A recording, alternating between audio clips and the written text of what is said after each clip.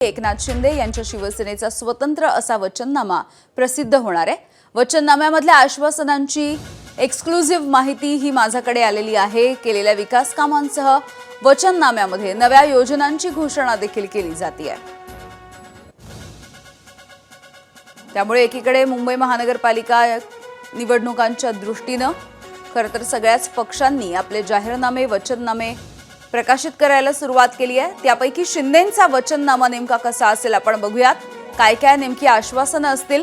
महिलांच्या कर्करोगाचं मोफत निदान आणि उपचाराचं आश्वासन, परळचं केईएम रुग्णालय एम्सच्या धर्तीवरती सुसज्ज करणार, बाळासाहेब ठाकरे विद्यापीठाची स्थापना करून डिप्लोमा कोर्सेस सुरू करणार, मुंबईमध्ये प्रदूषण रोखण्यासाठी 60 प्युरिफायर बसवणार, सध्या 7 प्युरिफायर आहेत, वायू प्रदूषण रोखण्यासाठी बेस्टच्या ताफ्यामध्ये 5000 मिनी ई बेस्ट घेणार, मुंबईमधील 19,000 सेस किंवा पागडी इमारतींचा पुनर्विकास केला जाईल, 50 एकरांपेक्षा जास्त जागांवरील 17 ठिकाणी एकत्रितपणे झोपडपट्टी पुनर्वसनाची योजना राबवणार,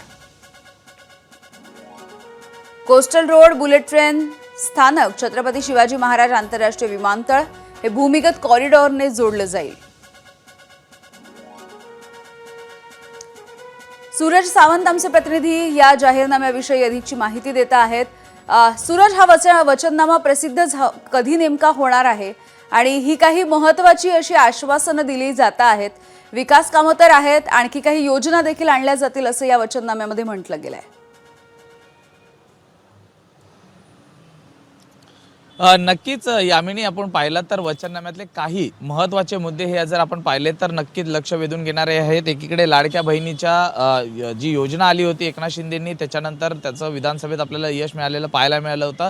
यानंतर पुन्हा एकदा महिलांना प्रामुख्याने आरोग्यासंदर्भात भेडसावणाऱ्या तक्रारी म्हणजे महिलांमधील जे कर्करोगाचं वाढतं प्रमाण आहे हे रोखण्यासाठी किंवा त्याचं निदान हे वेळेत होण्यासाठी त्या ठिकाणी त्यांची जी टेस्ट आहे ती मोफत केली जाणार आहे। त्याचबरोबर त्यांना औषधं ही देखील मोफत दिली जाणार आहेत। त्याचबरोबर ती एम्सच्या धर्तीवरती आता केईएम रुग्णालय हे अत्याधुनिक सुसज्ज यंत्रणांनी उभं केलं जाणार आहे आणि त्यानंतर पाठोपाठ इतर जी रुग्णालय आहेत त्याचं देखील काम हाती घेतलं जाणार आहे। त्याचबरोबर ती महत्त्वाचं म्हणजे हिंदू हृदय सम्राट बाळासाहेब ठाकरे यांच्या नावाने एक युनिव्हर्सिटी विद्यापीठ ओपन केलं जाणार आहे। त्यामध्ये जे कोर्सेस असणार आहेत डिप्लोमा कोर्सेस हे अल्पदरात असणार आहेत। त्याचबरोबर ती वाढतं प्रदूषणाचं जे मुंबईतलं प्रमाण आहे हे रोखण्यासाठी या ठिकाणी 60 प्युरिफायर्स उभे केले जाणार आहेत विविध टप्प्यांमध्ये आणि त्याचबरोबर ती मिठी नदी ही देखील पुनर्जीवित करण्याच्या हिशोबाने एक महत्त्वाची बांधणी केली जाणार आहे। त्याचबरोबर ती मुंबईतल्या 4 प्रमुख नद्या त्या ठिकाणी देखील छोटे एसटीपी लावून जलप्रदूषण रोखण्यावरती देखील प्रामुख्याने भर दिला जाणार आहे। त्याशिवाय खड्डेमुक्त जी मुंबई आपण पाहतोय की ते करत असताना आश्वासनं देण्यात आली होती, सिमेंट कॉन्क्रीटचे रस्ते होतात, मात्र भविष्यात पुढे जाऊन अनेक युटिलिटीजसाठी पुन्हा रस्ते खोदण्याची वेळ येऊ नये या अनुषंगाने भुयारी त्या ठिकाणी जी सेवा आहे ती केली जाणार आहे। तो एक भुयारी प्रकल्प राबवणार आहे हा संपूर्णतः मुंबईत राहणार आहे, ज्यामुळे वारंवार खड्डे खोदण्याची वेळ ही येणार नाही या युटिलिटीजसाठी। याशिवाय पागडी सिस्टीमचा जो एक महत्त्वाचा निर्णय हा हिवाळी अधिवेशनात घेण्यात आला होता याचा देखील समावेश हा वचननाम्यामध्ये असणार आहे। त्यामध्ये पागडी इमारतींच्या सुयोज्य व न्याय पुनर्विकास याची घोषणा ही एकनाथ शिंदेंनी केलेली होती।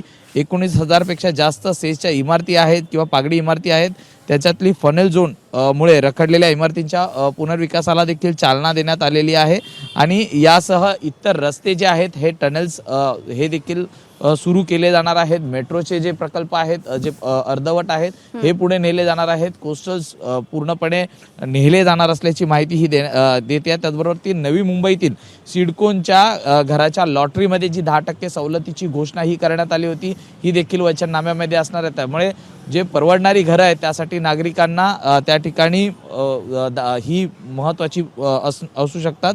याचबरोबर ती वाहतुकीची जी मुंबईतली समस्या आहे ही वाहतूक कोंडी फोडण्यासाठी या ठिकाणी भुयारी रस्ता रोड नेटवर्क्स हे देखील उभारलं जाणार आहे। याशिवाय अन्य काही गोष्टी आहेत या देखील वचननाम्यामध्ये असणार असल्याची माहिती ही देण्यात आलेली आहे। मात्र प्रमुख हे जे मुद्दे आहेत हे सध्या वचननाम्यामध्ये येणार असल्याचं कळतंय। अगदी सूरज, धन्यवाद या सगळ्या सविस्तर अपडेटसाठी। एबीपी माझा, उघडा डोळे बघा नीट।